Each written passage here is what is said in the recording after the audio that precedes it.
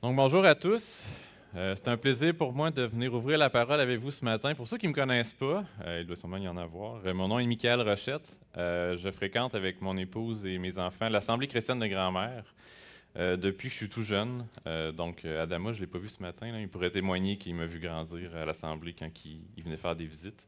Donc, ma femme Alexandra, puis mes deux filles, Abigail qui a 6 ans et Raphaël qui a 5 ans. Donc, on est très heureux de vous visiter ce matin. Donc, ce matin, je vous inviterai à tourner dans Matthieu chapitre 20. Puis là, tantôt, j'ai dit à David que c'était dans Matthieu 6, mais ce matin, j'hésitais entre deux passages. Puis finalement, j'ai opté pour Matthieu 20. Puis on est confiant que Dieu, dans sa providence, on sait que ça va être le bon choix, puis ça va être ce qu'on a besoin de voir ce matin.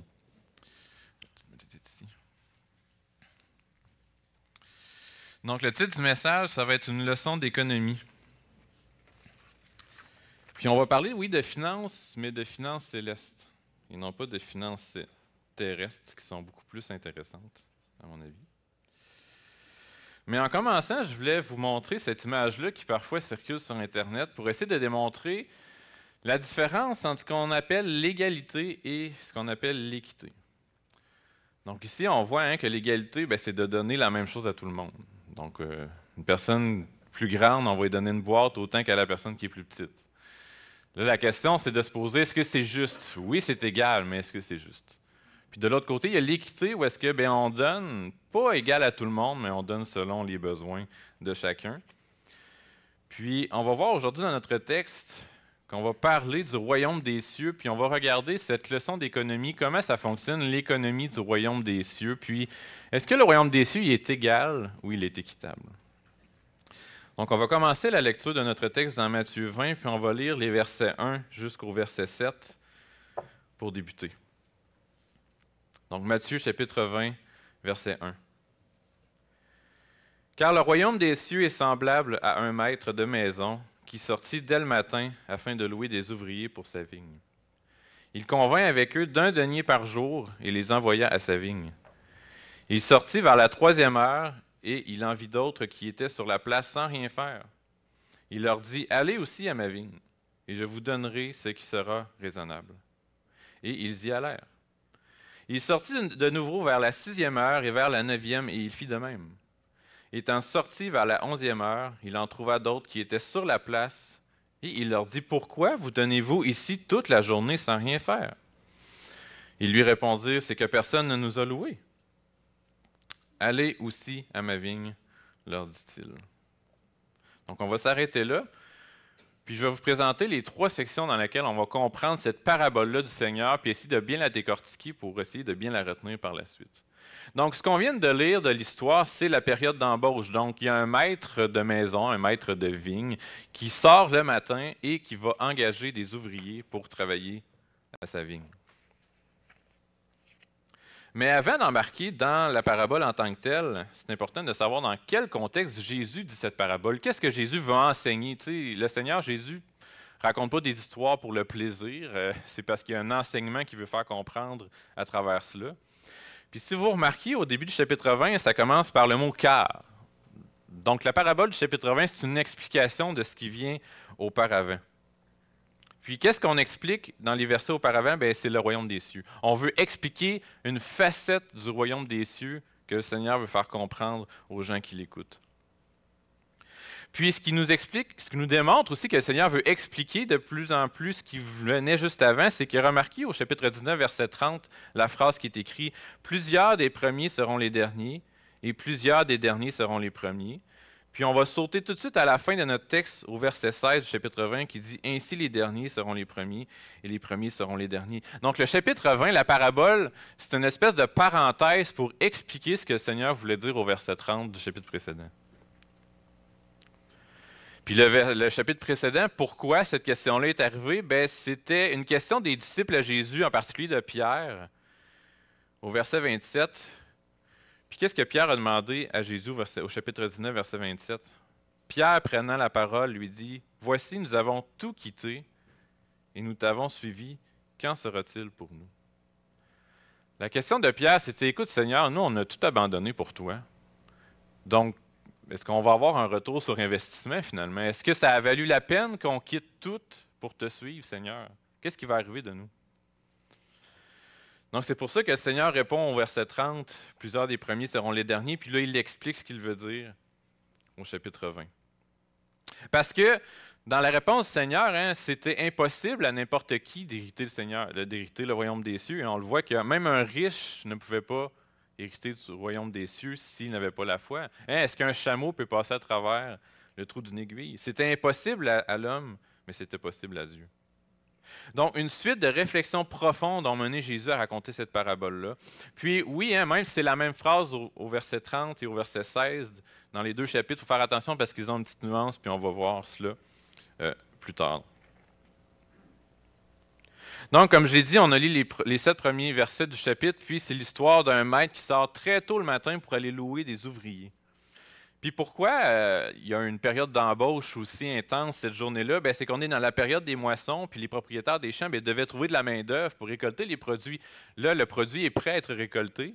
Donc, il faut embaucher des gens que normalement, on n'a peut-être pas besoin tout le long de l'année. Donc là, il y a vraiment besoin de plus de gens à cette époque-là. Puis une journée de travail typique à cette époque-là, c'était de 6 heures le matin à 6 heures le soir. Donc, un 12 heures de travail. Donc ici, on voit qu'il sort très tôt le matin, probablement avant les 6 heures, pour trouver ces gens-là pour qu'ils soient prêts à travailler à 6 heures lorsque la journée de travail débute. Et lorsque le maître arrive sur la place publique où se tenaient les gens en recherche de travail, il en choisit quelques-uns et s'entend avec eux d'un salaire. 1 denier pour la journée. 1 denier, c'était le salaire moyen d'une journée de travail à cette époque-là. C'était une entente qui était honnête, c'était juste, c'était un bon deal, comme on pourrait dire. Donc, après avoir donné sa parole sur leur salaire, il les envoie travailler dans sa vigne. Et vers la 3e heure, c'est-à-dire 9 heures du matin pour nous, bien, il retourne chercher d'autres ouvriers parce qu'il en a besoin d'autres, puis il en trouve là qui sont là à se tourner les pouces. Parce que qu'est-ce que ça dit au verset 3? Il sortit vers la 3e heure, il en vit d'autres qui étaient sur la place sans rien faire. Ils étaient là à perdre leur temps, mais ils ne faisaient rien. Donc, le maître les sort de leur oisiveté en les envoyant aussi travailler à sa vigne. Puis c'est intéressant de noter ici que le maître ne fait pas comme les premiers. Hein. Les premiers, il a dit « Venez travailler pour moi, je vais vous donner 1 denier pour la journée, puis on s'entend, puis c'est correct. » Non, les prochains, le maître ne fait que leur demander d'aller travailler, puis qu'il va leur donner un salaire raisonnable, sans s'entendre sur quoi. Il leur dit seulement qu'il va leur donner ce qui est raisonnable. Puis raisonnable peut aussi être traduit par juste. Je vais vous donner une juste part en rapport avec votre travail. Donc le maître demande aux ouvriers de lui faire confiance de ce qu'il ne va pas les arnaquer. Hein. Il n'arrivera pas à la fin de la journée puis rien leur donner. Et ces ouvriers ont cru dans la parole du maître et ils sont allés travailler pour lui. Puis il a fait de même à midi, à 15 heures, puis à 17 heures, qui sont la 6e, la 9e et la 11e heure pour les Juifs. Donc déjà là, à partir de la période d'embauche, de la parabole du Seigneur Jésus, on peut en sortir des enseignements que le Seigneur voulait transmettre à travers cela. Premièrement, Dieu, parce qu'on s'entend ici que c'est une parabole du royaume, hein, c'est des gens qui rentrent dans le royaume, donc qui sont sauvés, que Dieu va sauver. Puis ce que le Seigneur veut nous transmettre à travers cette histoire-là, c'est que Dieu rachète des pécheurs de tous les âges, jeunes et vieux. Hein, certains sont bénis et vont naître dans des familles chrétiennes, ils vont être sauvés au tout début de leur vie, puis ça a été mon cas, puis je rends gloire au Seigneur de tout ça, ce qui m'a fait grandir dans une famille chrétienne, qui m'ont transmis la foi. Puis ces personnes-là auront le privilège de passer pratiquement leur vie entière à suivre Christ et à le servir. Hein. Puis ça, c'est les ouvriers de la première heure. C'est les ouvriers qui ont commencé à travailler au début de la journée. Mais d'autres vont être sauvés plus tard, durant leur vie adulte, après avoir expérimenté le monde et ses plaisirs, après avoir vécu leur jeunesse, hein, comme on peut dire aujourd'hui, à fond, pour se rendre compte que c'est pas ça qui rend heureux finalement. Ils vont avoir eu le temps de connaître le mal avant de choisir le bien. Et ça va leur rester pour toujours. Puis enfin, Dieu vient toucher certaines personnes alors que leur vie achève, hein, à la 11e heure, à la fin, à la toute fin, Dieu vient encore chercher et sauver des gens à cet âge-là. Oui, eux aussi auront travaillé toute leur vie, mais pour un autre maître, hein, parce qu'on travaille toujours pour quelqu'un. Mais si on ne travaille pas pour Dieu, on travaille pour Satan, pour le diable. Puis juste avant qu'il soit trop tard, Dieu leur accorde la grâce infinie de les sauver malgré toute leur vie rebelle. Donc, premier enseignement qu'on voit à travers la période d'embauche.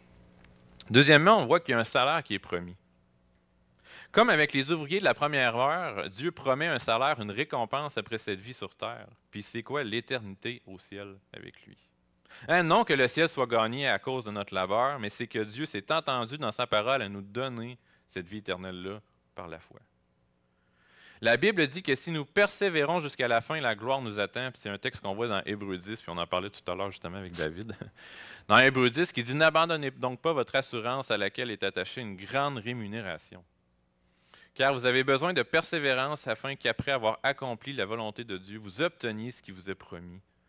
Encore un peu de temps, celui qui doit venir viendra et il ne tardera pas. » Et on a-tu hâte que le Seigneur vienne nous chercher, puis qu'on ait peur à ce salaire-là qui nous attend. Pas un salaire qu'on a mérité, mais un salaire que lui, il veut nous donner avec grâce, simplement parce qu'on a cru. Troisième enseignement, troisième leçon qu'on peut tirer de cette période d'embauche-là, avoir confiance. Parce qu'on voit avec les ouvriers de la troisième heure qu'ils ont fait confiance à Dieu envers le salaire qu'il allait leur donner. Et Dieu demande d'avoir confiance en lui. Les enfants, finalement, la foi, c'est quoi? C'est juste de mettre notre confiance en quelqu'un. Le monde va avoir la foi ou mettre leur confiance en d'autres choses. Ça peut être en l'humanisme, en la science. Mais tout le monde a une foi. Tout le monde met sa confiance en quelque chose. Mais Dieu demande d'avoir confiance en lui, en sa justice. Puis cette confiance-là, cette foi en Dieu, c'est quoi? C'est en son sacrifice qui expie nos péchés.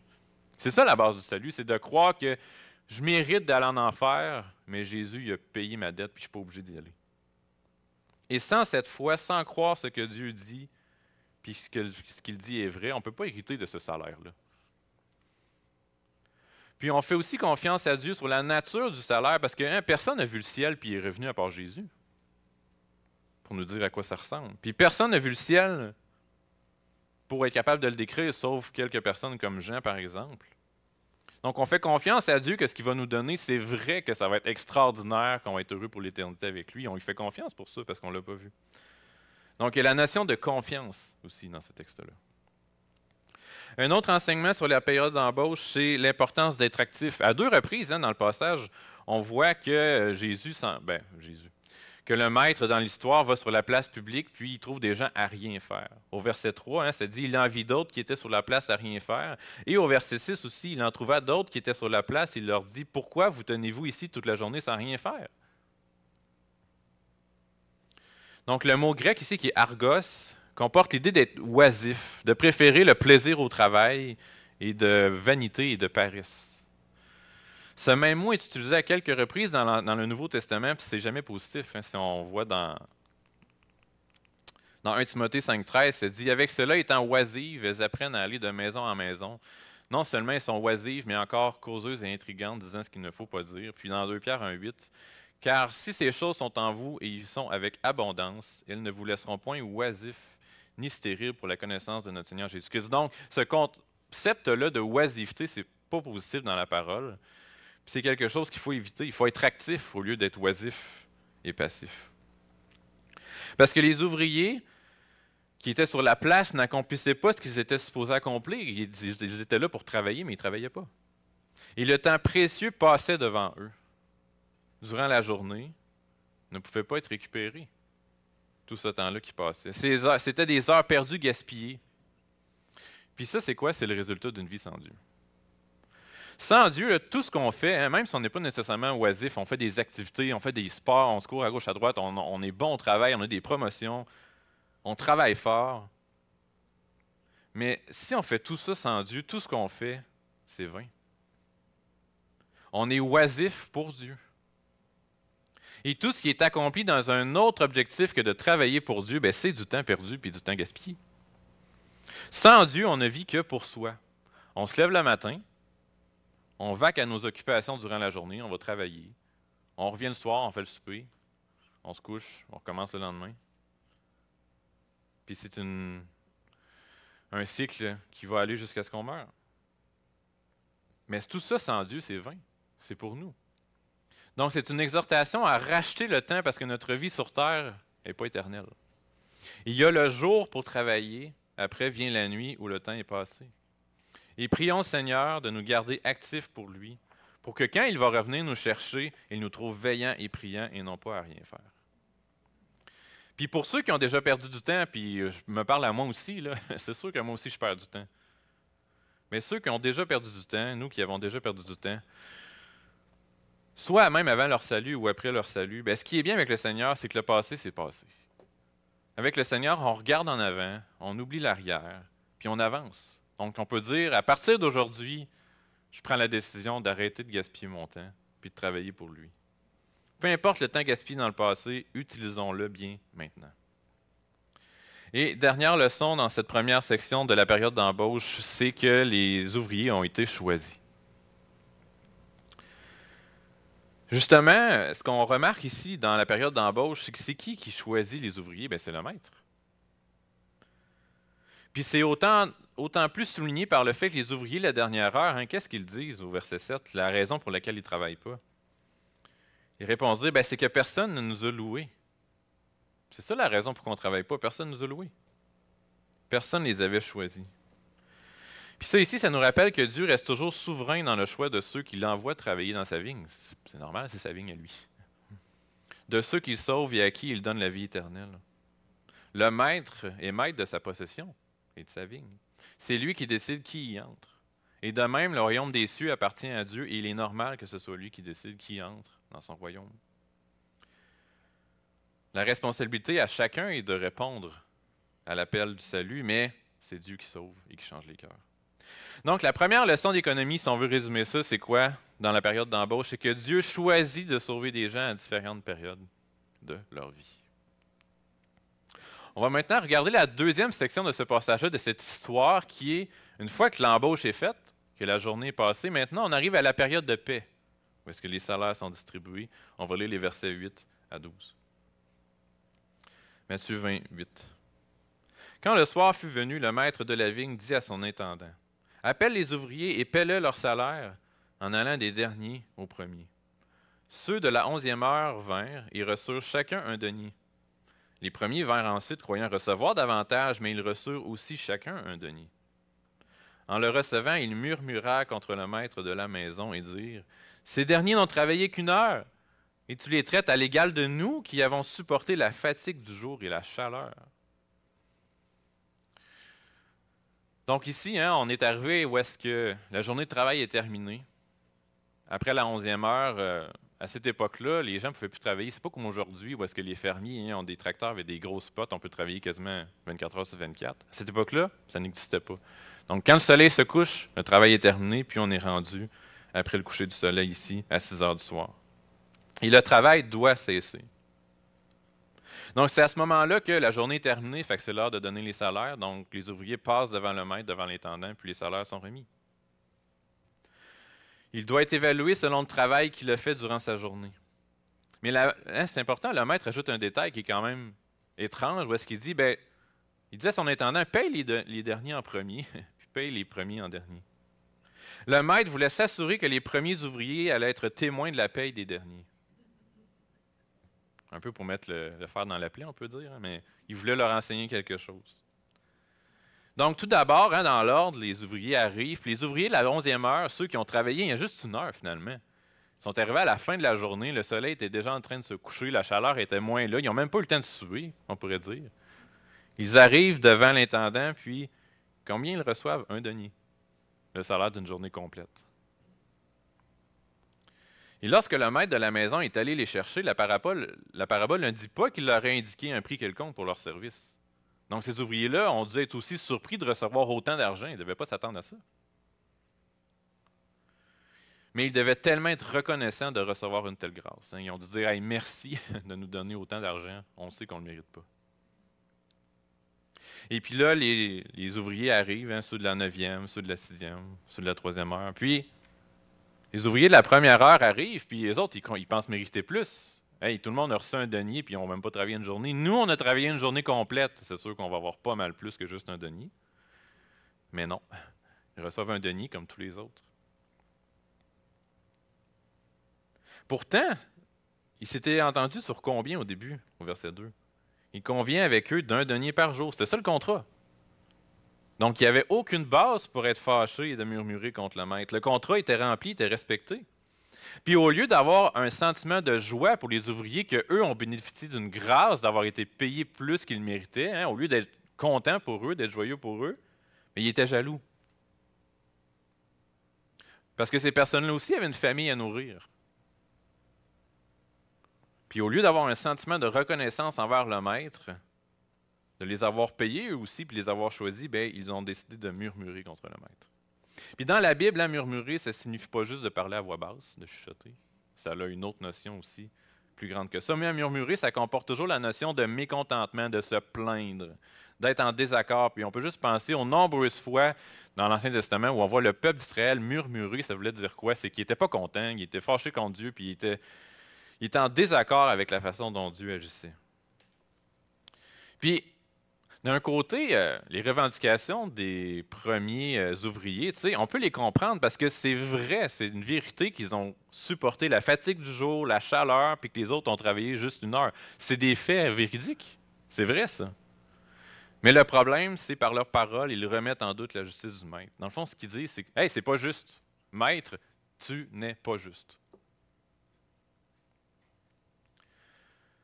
Donc, quelques enseignements de cette période de paye-là. Premièrement, le temps pour travailler est limité. On en a glissé un mot tout à l'heure. Hein, parce qu'il y a 2 temps. Il y a le jour, où est-ce qu'il fait clair, puis il y a la nuit, où est-ce qu'il fait noir. Et le soir, où les gens doivent cesser de travailler, puis nous, on a notre vie où est-ce qu'on peut travailler, puis après la vie, c'est terminé. On ne peut plus travailler après. Donc, il faut profiter de notre vie terrestre pour travailler. Puis, Jésus disait cette image aussi dans Jean 9, « Il faut que je fasse, tandis qu'il est jour, les œuvres de celui qui m'a envoyé, parce que la nuit vient où personne ne peut travailler. » Puis j'avais d'autres textes, mais on va les passer pour le temps. Donc la réalité, c'est que la vie est courte et peut se terminer à n'importe quel moment, et qu'après, c'est la nuit où tout arrête. Puis ça enseigne 2 choses. Premièrement, pour les croyants, ça enseigne une chose. Ça nous pousse à profiter au maximum de notre courte vie, de faire avancer les choses pour Dieu, lui plaire, œuvrer pour lui. Ça, c'est pour les croyants. Ça nous rappelle qu'un jour, on n'aura plus l'occasion de servir Dieu, donc profitons-en. Mais de l'autre côté, pour les incroyants, ça a un autre message. Pour les gens qui n'ont pas accepté l'invitation du maître d'entrer dans sa vigne, c'est un avertissement à ne pas prendre ces choses à la légère, parce qu'il y a un jour où est-ce que tout le monde va comparaître devant ce maître-là. Et on va avoir à rendre compte de nos actions. Donc, c'est un avertissement à accepter l'invitation avant qu'il ne soit trop tard pour travailler et recevoir ce salaire-là.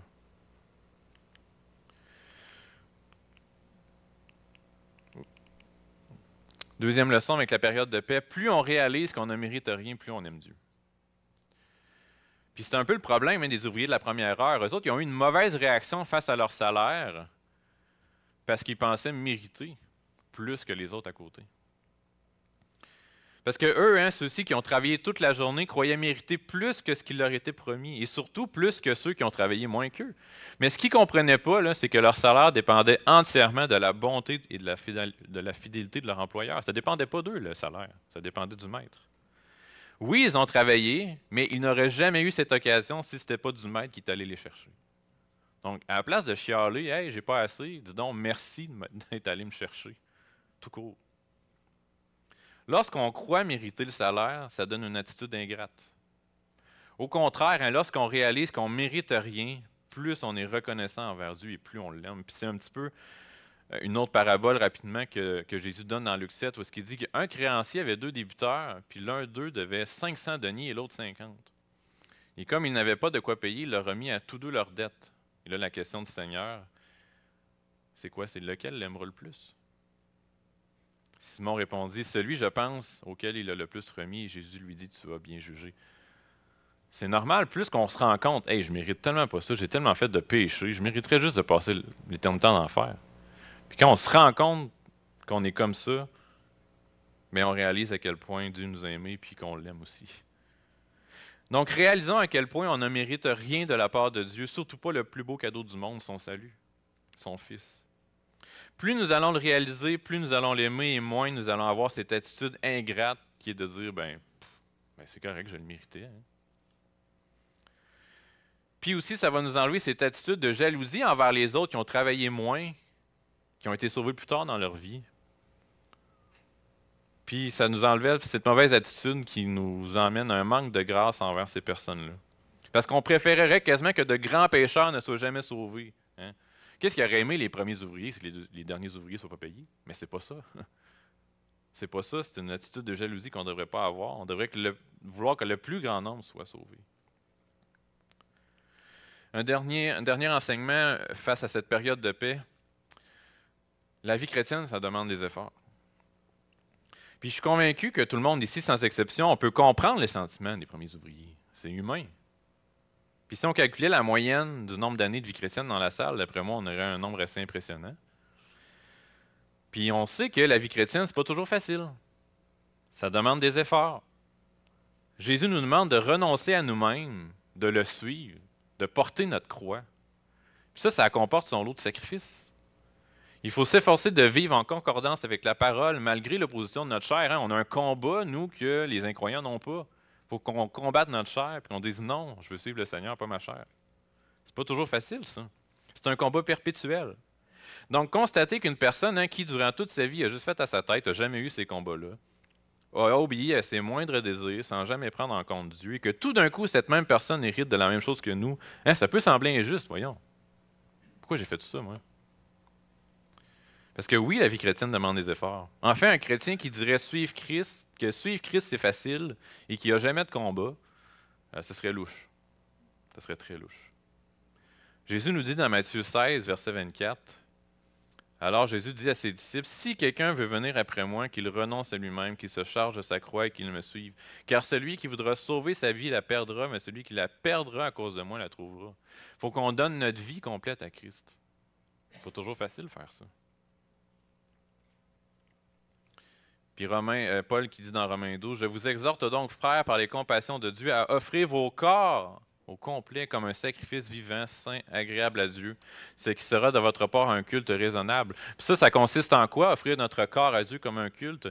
Mais c'est le verset 2, « Ne vous conformez pas au siècle présent, mais soyez transformés par le renouvellement de l'intelligence, afin que vous discerniez quelle est la volonté de Dieu, ce qui est bon, agréable et parfait. » Puis ça, ne pas se conformer au siècle présent, c'est très difficile. C'est difficile de ne pas suivre la société. C'est fatigant. Hein? Dans le fond, c'est ça, travailler à la chaleur du jour. C'est combattre toute notre vie pour rester focusé dans le chemin du Seigneur. Mais c'est ça que notre maître nous demande.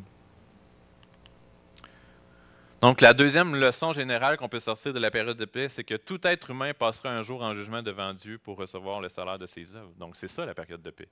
Un jour, tout le monde va rendre compte de sa vie passée sur Terre. Et là, on en arrive ici au troisième point, qui est l'équité salariale. Parce que là, on est arrivé, on a eu l'embauche, la journée de travail est terminée, même les ouvriers ont été payés, puis c'est là que la discussion arrive sur « Ouais, mais là, on fait quoi avec le fait que tout le monde n'a pas eu le même taux horaire, finalement? » C'est ça la question. Et puis, au verset 13, jusqu'à la fin, c'est le maître qui parle. Les ouvriers, ils ne parlent plus. C'est le tour du maître de parler puis de s'expliquer. Puis ce sont par ces paroles que nous allons connaître la nature du propriétaire de la vigne. Celui-ci répond en s'adressant à l'un d'eux et l'appelant son ami, au verset 13. Il répondit à ceux qui chialaient un peu, qui n'étaient pas contents. Il répondit à l'un d'eux, mon ami. Mon ami. Ce terme pourrait être aussi traduit par camarade, compagnon ou associé. Puis c'est intéressant de noter que ce mot-là est utilisé juste 4 fois dans le Nouveau Testament, puis c'est tout dans Matthieu. C'est un terme qui est utilisé avec affection. Donc, oui, le maître doit reprendre des ouvriers qui sont mécontents, qui n'auraient même pas raison de chialer, mais il le fait avec grâce et avec amour.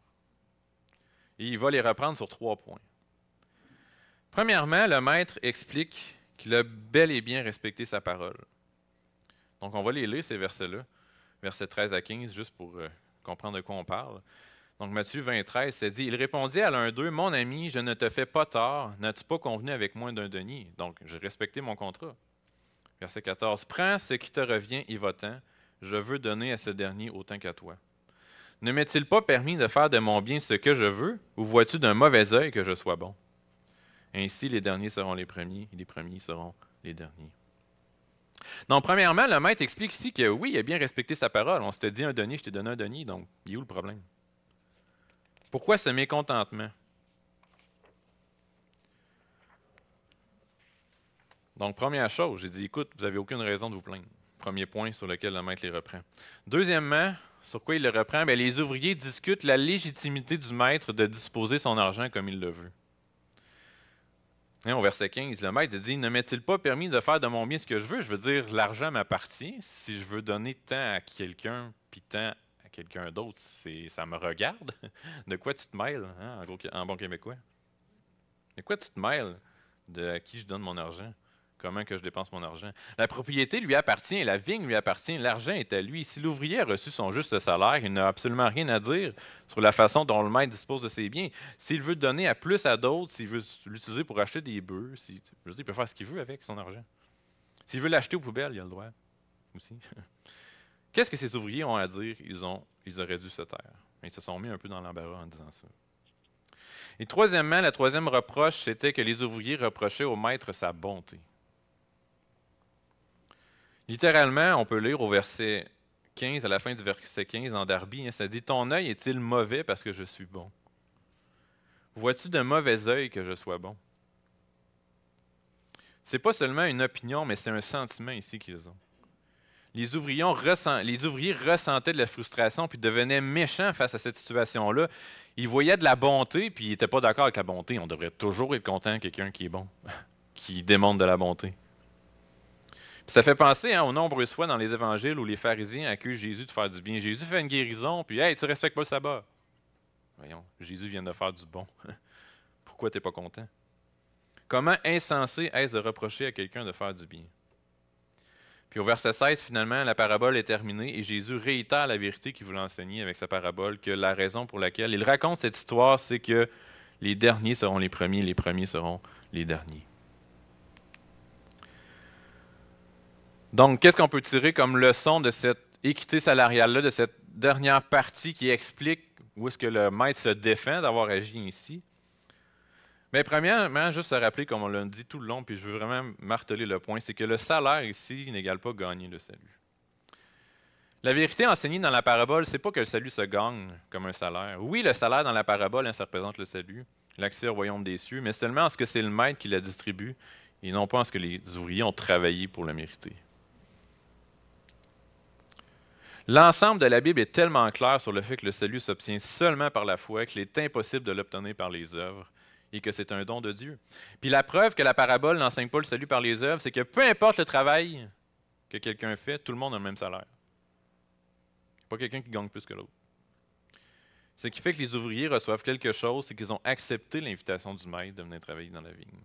Et ceux qui n'auront pas été dans la vigne, n'auront pas de salaire, donc pas de vie éternelle.